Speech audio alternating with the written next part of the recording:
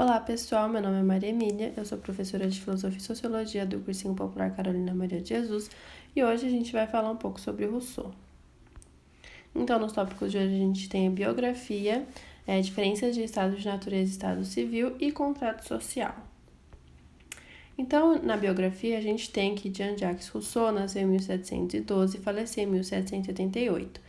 Ele foi um filósofo suíço que participou do movimento social Iluminismo, que foi aquele movimento que a gente conversou na aula passada, o movimento da racionalidade, e que inclusive a gente citou e conversou um pouquinho sobre Rousseau, Suas principais obras foram O Contrato Social, Emílio e Discurso sobre a Desigualdade.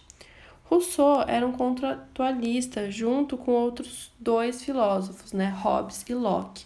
Os três, então, eram contratualistas. E contratualistas eram aqueles que diziam que o estado de natureza, do ser humano é o ponto de partida para se pensar na formação do seu estado civil, do estado social. E aí a gente tem que, para Rousseau, no estado de natureza, o homem era um ser tranquilamente cru, um ser naturalmente cru, naturalmente tranquilo.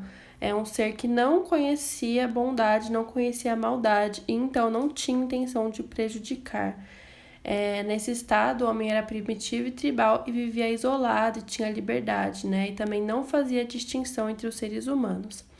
Além disso, nesse estado havia um equilíbrio entre natureza e ambiente, e o ser humano apenas tomava ações para atender suas necessidades,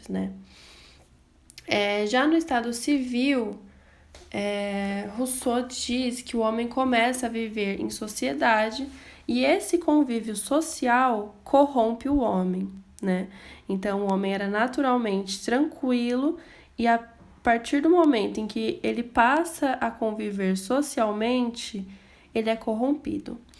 E ele também diz que a propriedade privada é o maior motivo da desigualdade social e que isso tornou o homem ruim,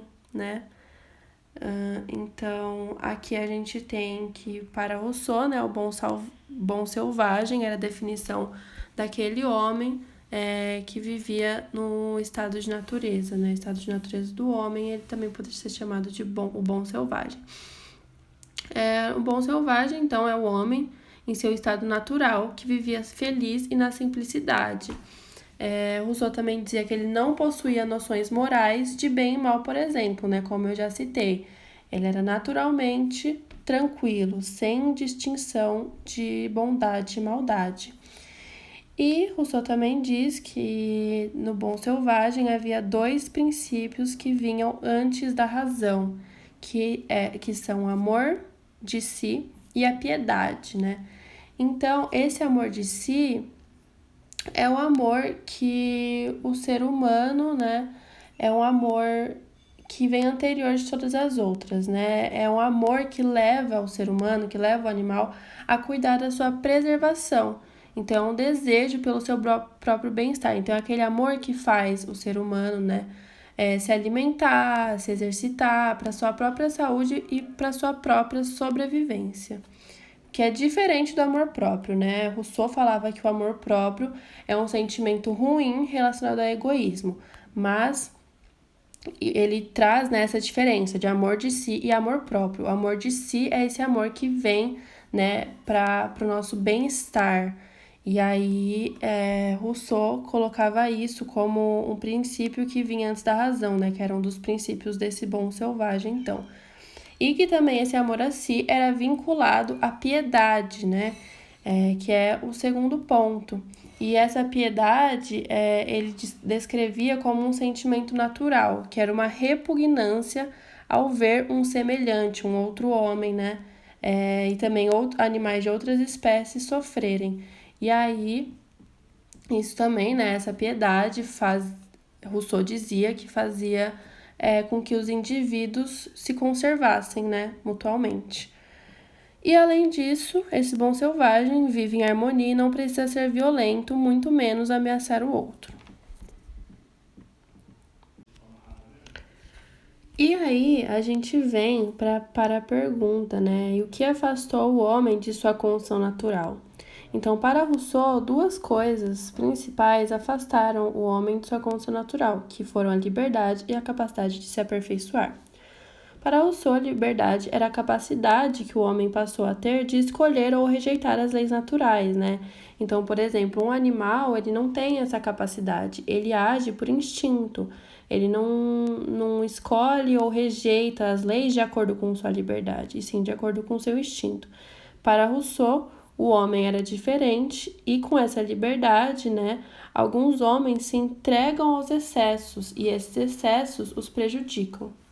Além disso, né, Rousseau traz a capacidade de se aperfeiçoar, que ele chama de perfectibilidade.